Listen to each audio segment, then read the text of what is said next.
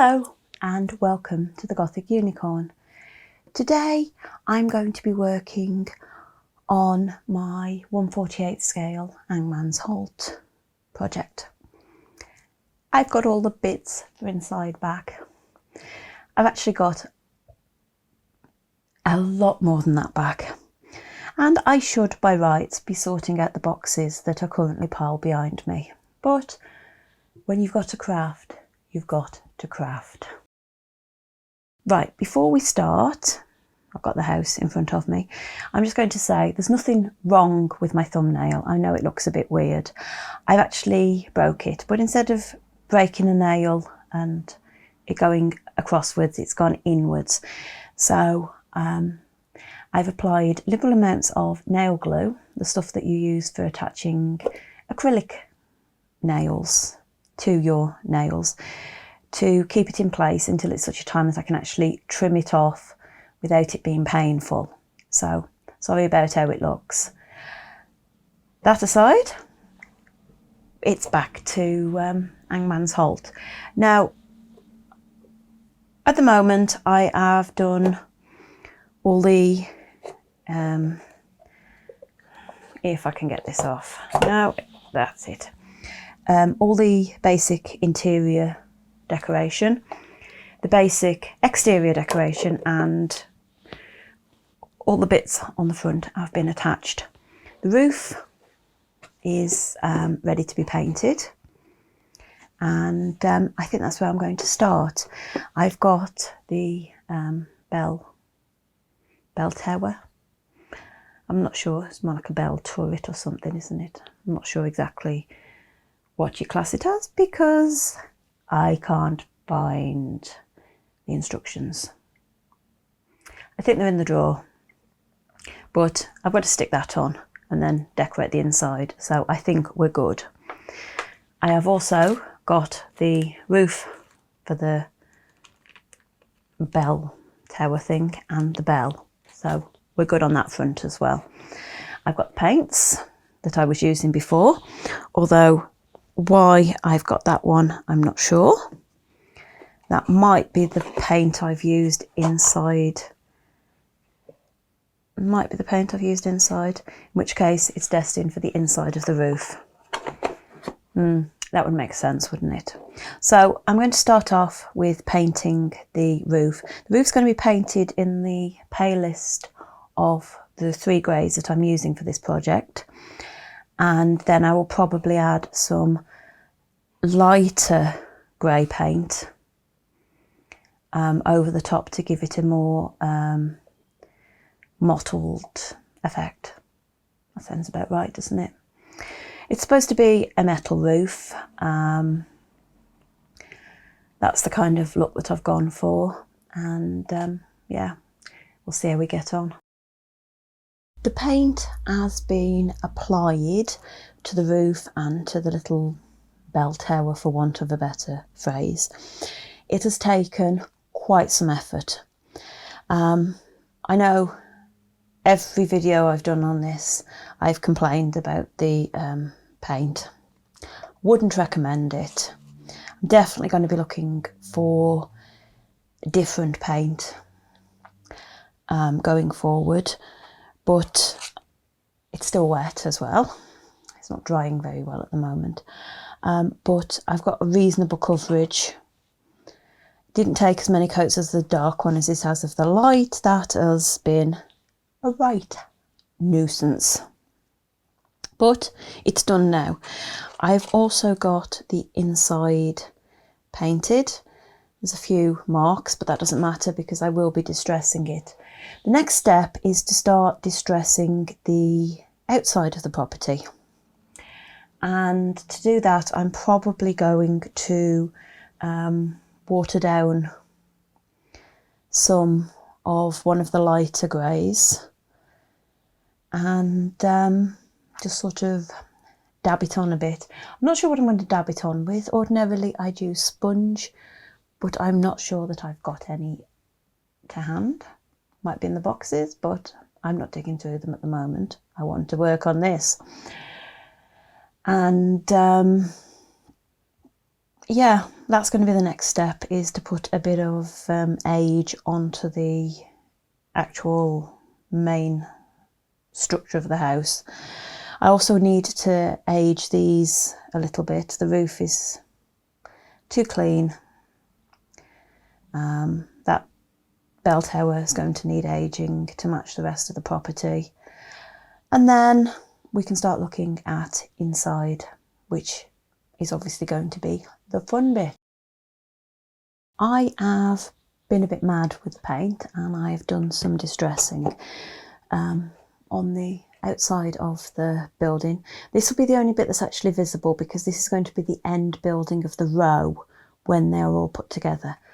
I test out on the backs because that's not going to be seen, and also on this side, which is going to be up against another building. This sort of shows not how it wasn't going. That's a bit better on that side. And then on the front, I've actually laid off the aging quite so much. I've got a fair amount on there. I used the paints that I've been using for this one, which is my well, actually 2 of my 3 greys. I used Stormy Grey and I used Soft Grey, but I've also used some Storm Cloud. Now this is a different paint, and this is the one that looks really quite white. I like using it because it is a very definite light, but it's still grey, so it's still within the tonal range and it doesn't look too out of place. And I've just sort of dry brushed in places, dabbed on in others. I used the Stormy Grey, the lightest of my original greys. I've used that with some water in it to make it a bit runnier, and then wiped it on and wiped it off. I've done pretty much everything. I think it's going to work. It's still a bit damp in places. It will dry. And then I have also attacked the roof. Now, I attacked the roof with the Storm Cloud, which is why I got that colour out. And I've done the 2 proper sides. I haven't bothered doing the back. It won't be visible. And I've given that a very sort of far more textured look. It looks aged. I may add some dark over the top yet. I'm not sure. This is still sort of waiting, but if I pop it back into place and pop the front vaguely in place, I do have trouble getting the fronts on and off, I'm going to admit. It's a very clever technique that they use, but a bit too clever for me some days. And I think this is going to work within the context of my street of houses, my dead end. Next step is going to be to, I think, fit the bell tower in place. So I'm going to have to find some thread to attach the belt, or some wire to attach the bell into the bell tower. I might use wire because I'm a bit more confident at working at that at a small scale. I've actually, let me pop that out of the way. I've put a bit of aging on this. I've not gone too mad with it, but you can see a bit. And it's still damp on the side. I'm going to end up with paint all over my fingers. And then I've got the little roof bit, which is going to go on the top, which also needs finishing off. But yeah, so next step is going to be let this dry and fasten the bell into place. And then I'm going to move inside. Yay! I attached the bell to the bell tower, and it does actually hang properly. It's just that it's lying down at the moment. And I've glued the bits of the bell tower together, and I've glued the bell tower onto the roof. And it does all sit neater when it's on properly. But now that is in place, and I'm really pleased, because aside from a little bit of something that I want to do around the I don't want to say it's a gallows.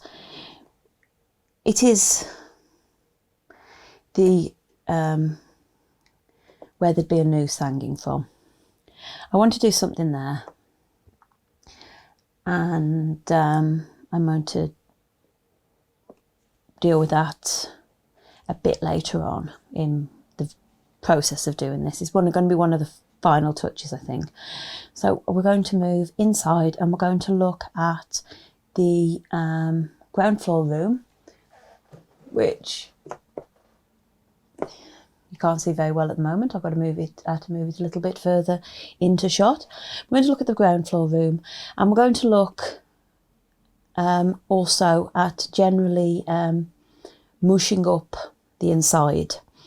Now by that, if I take the front off and pop it down there, you can see it's all nice and clean inside. I don't want nice and clean. So what I'm going to do is I'm going to use my usual mix for adding some dirt. I'm definitely going to add some dirt to the ground floor and the attic room.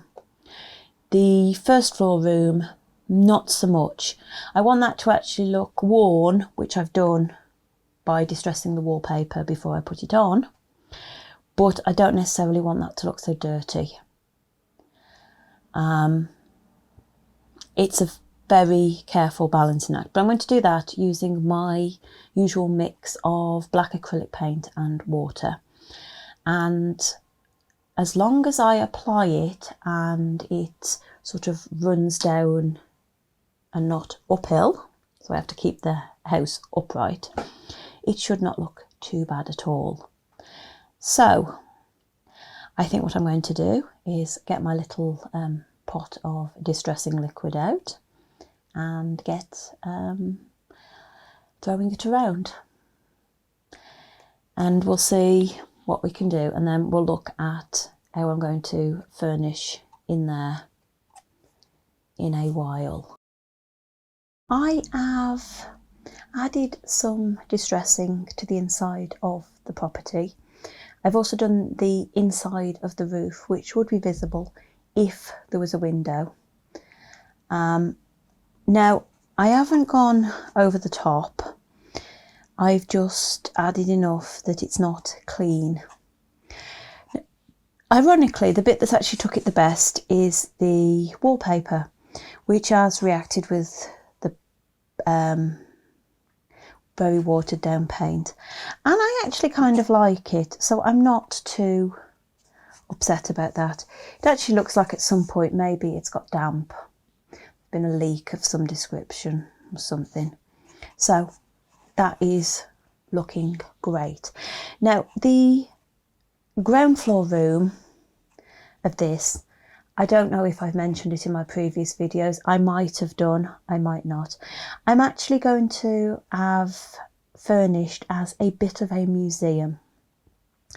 Now the property is Hangmans Halt, and without not including the little bit on the outside, I had got to sort of embrace that somewhere, some way, somehow. And what I sort of decided was that this property is where the hangman traditionally lived, and this is where the hangman would have raised his family, and that there aren't any hangmen anymore. And so rather than a building that is actually for a purpose, you've got what is actually a bit of a museum to the sort of punishments of the past. But what I'm actually thinking is that the real museum part would actually be in the basement, where originally there might have been cells or something like that. So it's kind of dungeony, and that's just going to be presumed as being underneath, out of sight. So my ground floor room is going to be a bit of a office repository sort of a space, and my kind of idea is that the hangman was a position that ran in families. So the son of the hangman became the next hangman. And if one didn't have a son, he selected a replacement. And if he had a daughter, the daughter married the replacement. So it did still stay in the family. But the property is now maintained after a fashion by the elderly daughter of the last hangman, who never married because the expected husband never materialised, and who hasn't really done anything to the house in a good many years. It just sort of works, and it lets me use up all those sort of really cool retro-y looking kits that Petite Properties do so well. So going back to the sort of office, museum type space, so far I've made some desks. I made these in a previous video, and there's a Devonport, I think it is. And this one is more like the sort of desk that you might expect to see in a medieval property. You might expect to see a monk copying out some ancient text at it. But they're going in to this room. Now, I've also got some other kits that I'm going to be putting into here. I've got a door, because my story relies on there being more to this property than what you see. And so there's a door at the back that leads into the rest of the museum, upstairs to where the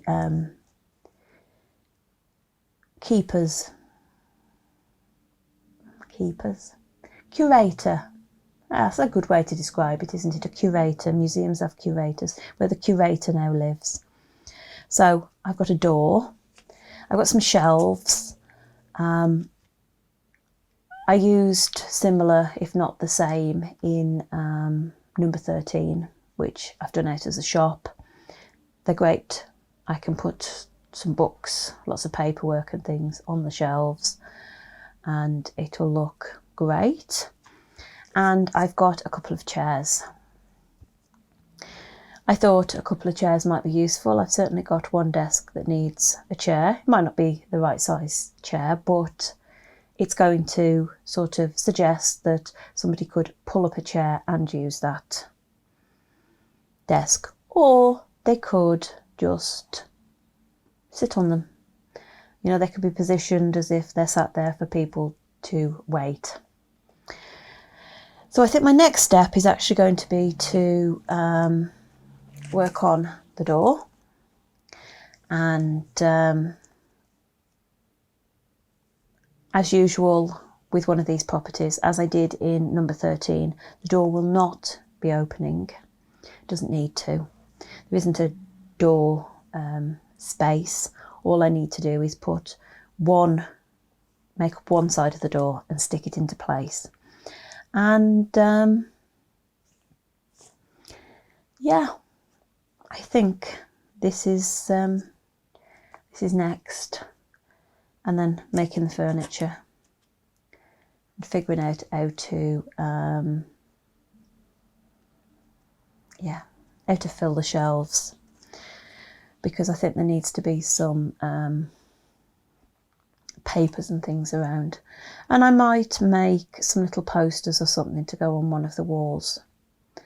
I'm not sure yet. I'm not sure how far I'm going to take it in this space. As I say, the actual museum is going to be elsewhere, and whilst that would have been quite cool to have filled with, I don't know, miniature torture devices, because there are people that make kits for them in this scale, it's not really what I want. I'm more focused on that room on the first floor where my curator, the hangman's daughter, is going to live.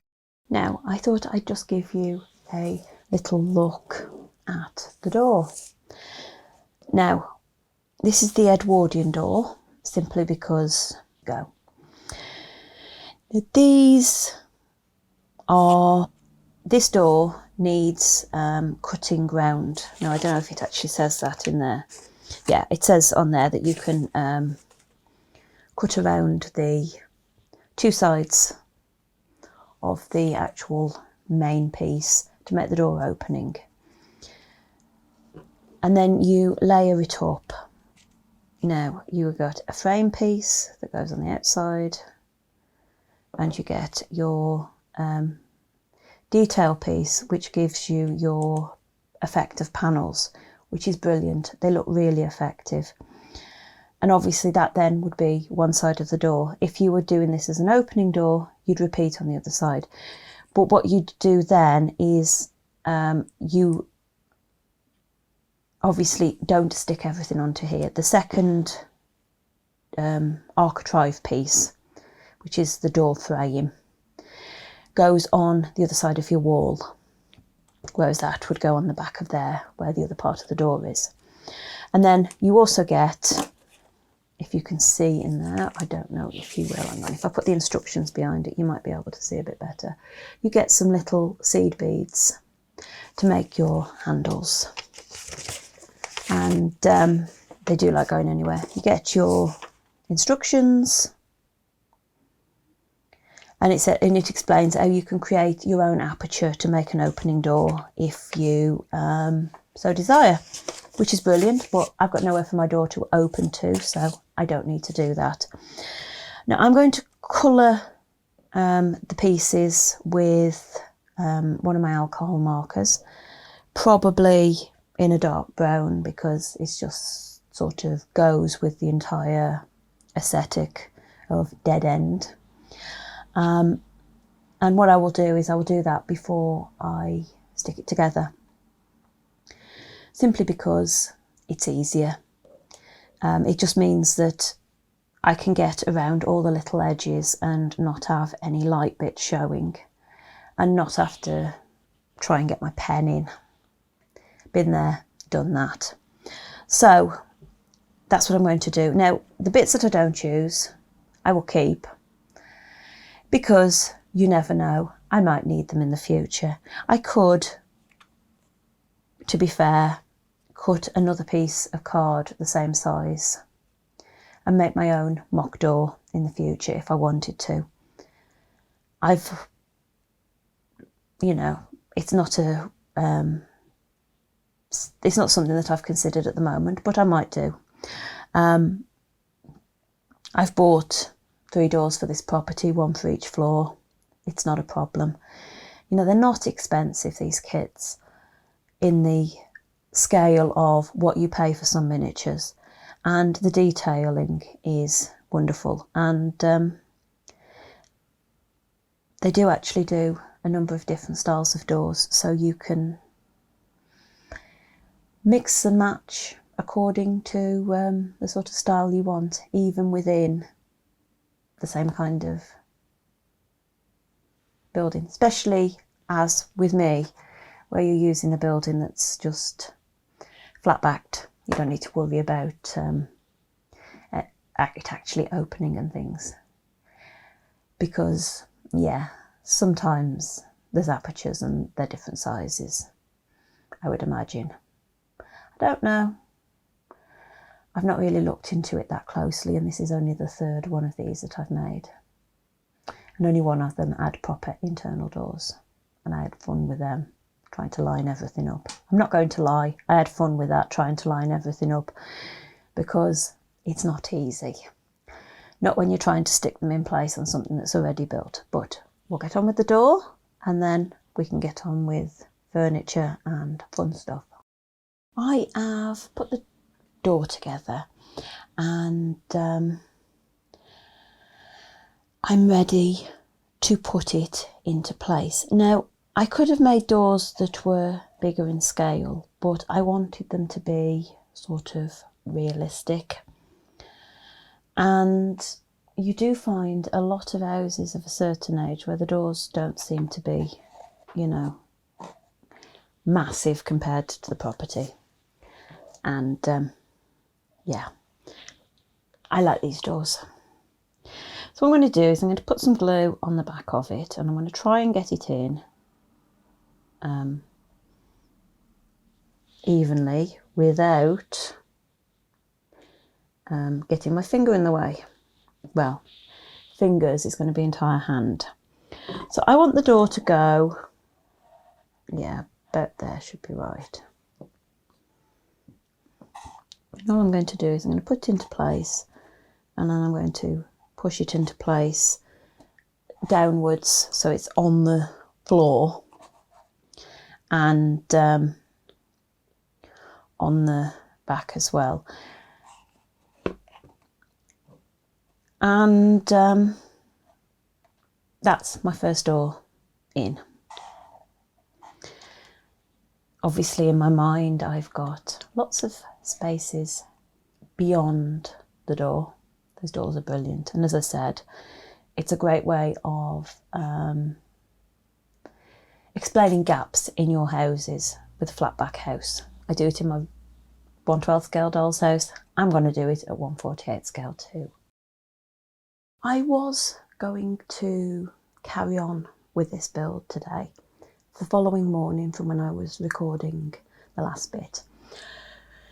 But I've looked at the amount of footage I've got, and it's getting a bit long. And if I start making more things, I'll want to do more, and it's just going to get ridiculous length. And I try to keep my videos sort of reasonable-ish length. I don't want people to have to take hours and hours and hours to watch me. So what I think I'm going to do is I'm going to leave making the chairs and the shelves for this video. I will probably make those off camera and then focus on decorating the rooms and decorating the shelves more to the point in the next one.